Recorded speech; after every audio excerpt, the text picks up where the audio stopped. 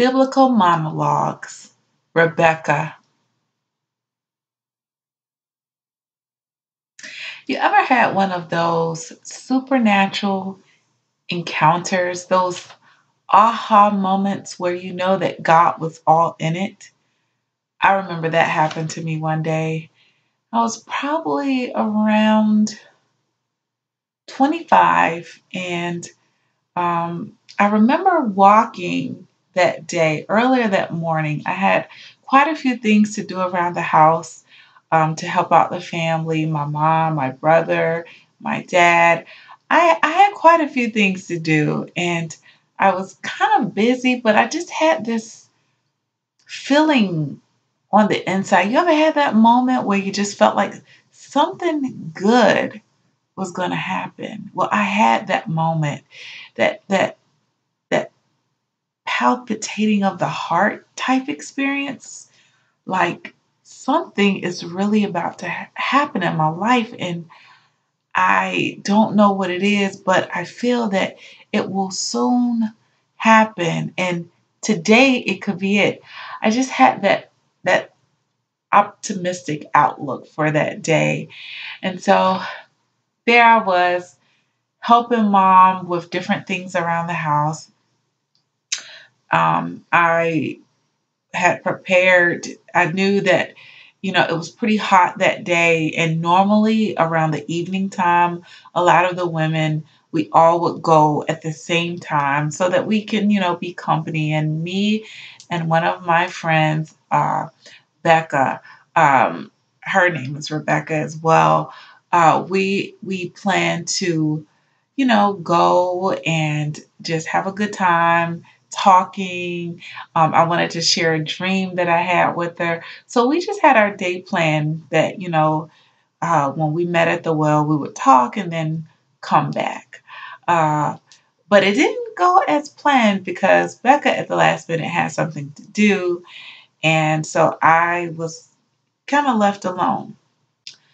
Well, that that feeling that I had that morning when I woke up, it became stronger and stronger. And so I went and got my water jug. And, it's a pretty nice weight. And I was kind of used to lifting, as you will, because we were a few miles away from the well, but I didn't mind. Um, since I was a little girl, I've always just had that heart to really like serve and help others. Like I never wanted to see anyone hurting, or if someone needed a hand, I just was right there to always help. So I never had a problem with helping others. And so I remember that day very clearly. I grabbed my jug after doing a few chores around the house and then took my jug, I lifted it over my shoulder, and I headed towards the well. I'm humming this little tune.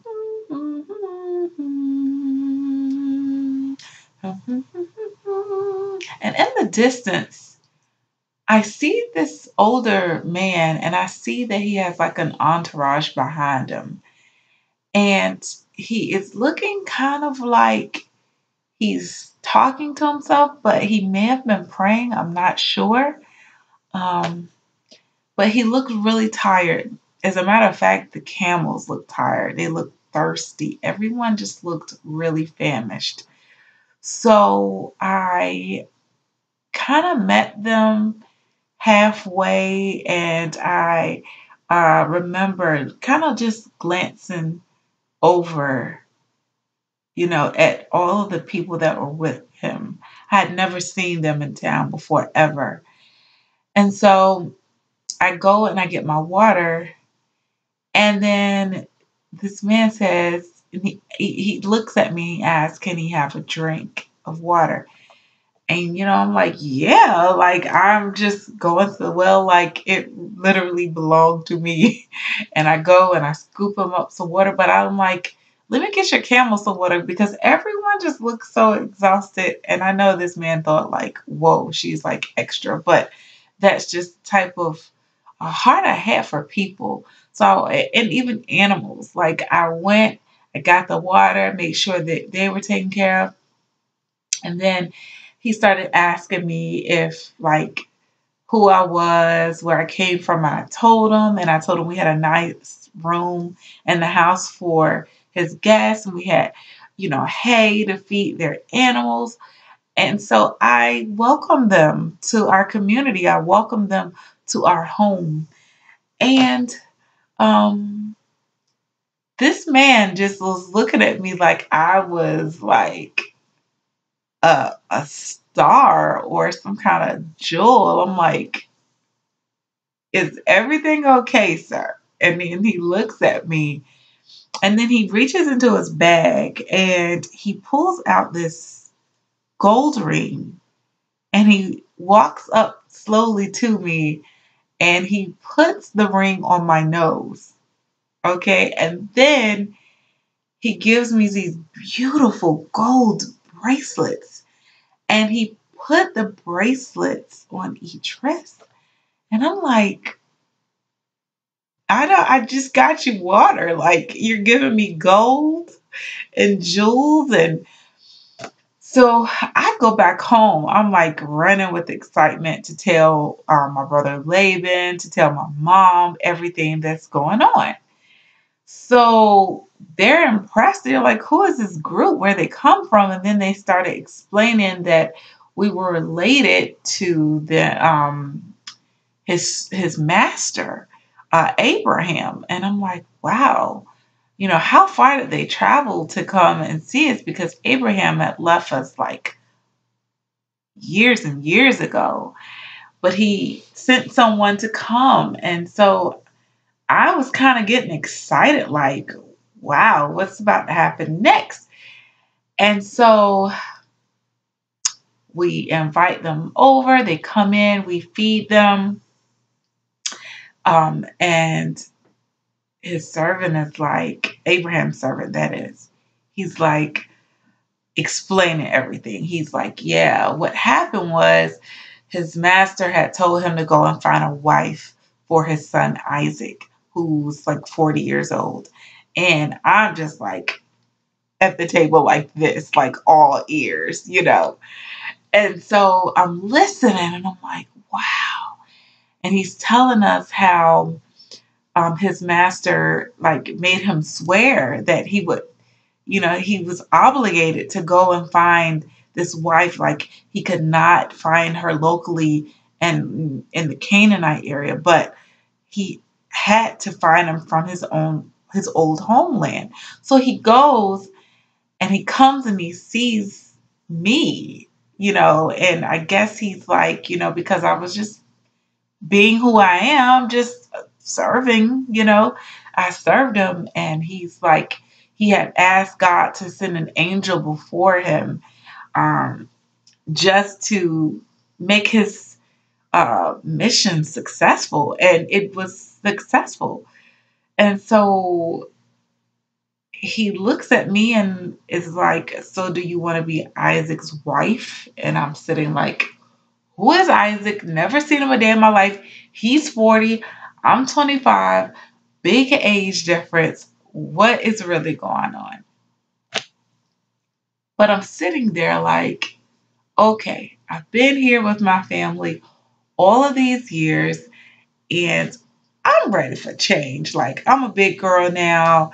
I'm still a virgin and I am just ready to experience life. Like I know what serving is all about and helping out, and I'm just ready to take that initiative and go and serve my own family. So I was down like from the moment, like that morning before he even came, I was down because I just felt like something supernatural would happen and like right before my eyes it was happening. And so his servant like began to get a little bit anxious and told my mom and brother, my brother Laban, that, hey, listen, I have to hurry up and get back to my master. If you give us permission to go ahead and take her. And then mom is like, of course, because she's like super protective. And my brother is super protective. And they're like, give us 10 days with her, please. And I'm thinking, y'all see me every single day up in this camp. Don't be tripping now. Let me go. And so they asked me, and I was like, I'm down. Let's go. So we leave. And I tell you, before I left, Mom and Laban prayed, and they were like, oh, even when I think about it, it was so prophetic, and it just brought me to tears. And I thought about that prayer day and night. Like, even on the journey back to be with Isaac, I just thought about that prayer. It like rung in my heart and in my spirit. And the prayer was so simple. It said, they all said it together. Our sister, may you become the mother of millions, many millions. May your descendants be strong and conquer the cities of their enemies. And I'm like, are they seeing something in my future that I can't see? Well, anyway, I just, that really blessed me that they would think that much of me to go to God on my behalf before I even have a family to just pray over them. And it was just, anyway, so it was a few days journey back. And as I was talking to some of my servant girls, the ones that went with me, my nurse, I was just telling them, I really didn't know what to expect, but I was very expectant and excited about this new journey, this new venture in my life. And so we slowly approach the property of Isaac, and he sees us from a distance. And I'm squinting, and I'm like, the sun is like so bright that day, and I'm just like really trying to get a closer look. And so I asked the servant who came and got me, I said, who is that in the distance? Who is that man meeting us? And he said, that's Isaac. And I'm watching him like kind of pace, kind of truck through the fields. And like my heart just started beating like really quickly, because the closer he got to me, the more I became attracted to this stranger. And he he was handsome. He looked very caring, and it's almost as if I had had dreams about him before. I can't even explain it, but this was like the man of my dreams just running for me. It was almost like, is this real? Can I pinch myself and I'm still here? To experience this supernatural moment that only God could have created for two people to come together and like instantly have this mutual connection, as if we had been waiting for each other our entire lives. And this moment, this Kairos moment was just for us. And I quickly covered my face. I didn't want him to completely fully see me because he was still a few yards away. So I put this veil over my face. And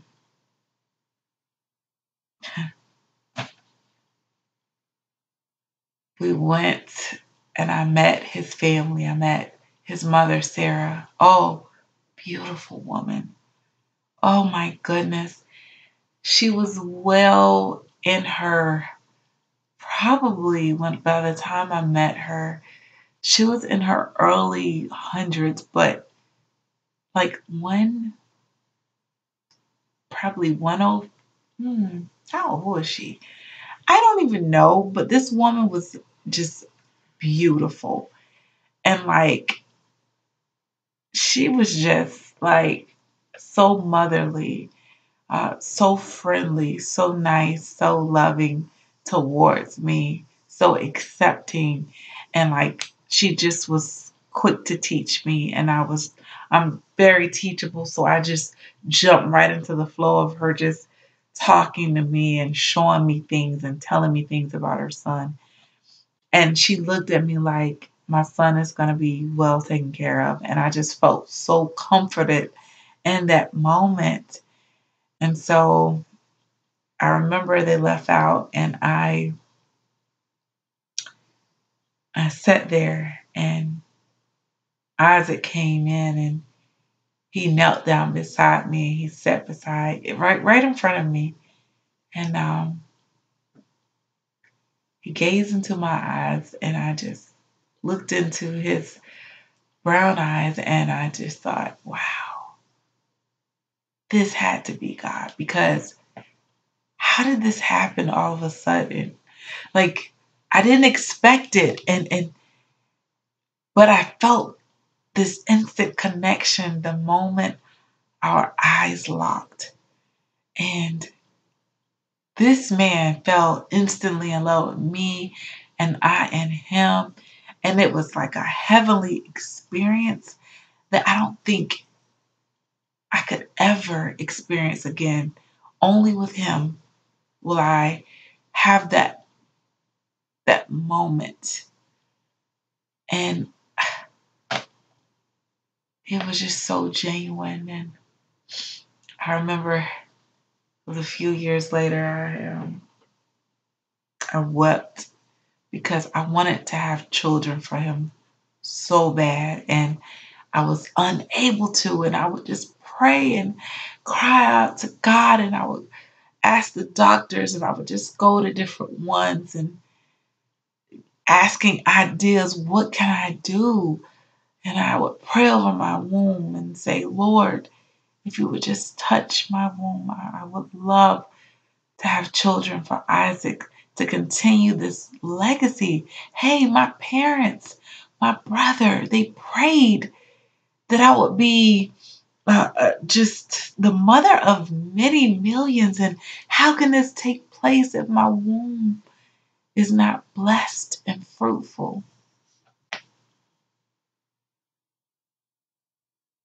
So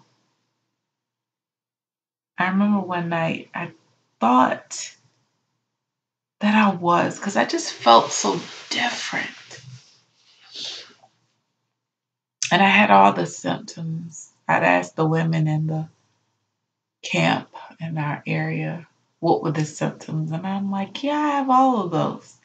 The nausea and just, ugh. And it was a false alarm. But then one day I came in from the market, and I walked in on Isaac, and his forehead was to the ground, and he prayed and he wept, and he was pleading with the Lord to touch my womb. And God, he answered Isaac's prayer, and I became pregnant. I was so excited. We all were, like, everyone in the camp was just like extra careful with me. And one day, I probably was about around 6, close to 7 months. I was big as a house, like huge. And I'm like, Isaac, like something is going on in this womb, man. Like the kicking, and it's almost like there is a world war, just one going on in my belly. And he laughed, but it was no longer funny. It was very intense pain, and I was at the brunt of that pain. So I prayed and I asked God, why is there such a struggle in my womb. And the Lord answered me. He said, you have two nations within you and they're at war. And he said, your older son he will have to serve your younger son. And I'm thinking, these are babies. What do they know about war? And that day that I was in labor, oh, it was one of the worst but best days of my life. Oh, if they could have gave me a shot or a tranquilizer in my neck, I would have taken it instantly just to be out of the pain and to get out of that war that I was the target of. I mean, finally, when Esau came out first, first of all, he startled me because my baby came out red and hairy. And then I see this little hand grip his little heel. And I said, Lord, you was telling the truth. I mean, wow. Your word came to pass. Like, these two infants are going at it to see who would come out first. And it's been that way ever since. Two grown tail men still at war with one another. I just pray and I believe that eventually they will just come to their senses and realize that they are blood, they are brothers, and I pray that there is just a love that just will eventually come between them, that love that their father and I had from that moment we first had our encounter with one another, that Kairos moment that we had when God sent an angel to touch my heart and to bring success to the prayer of a servant. And thank you for your time.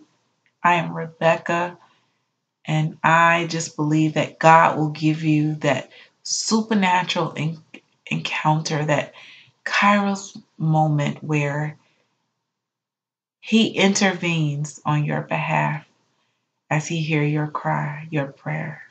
God bless you in Jesus.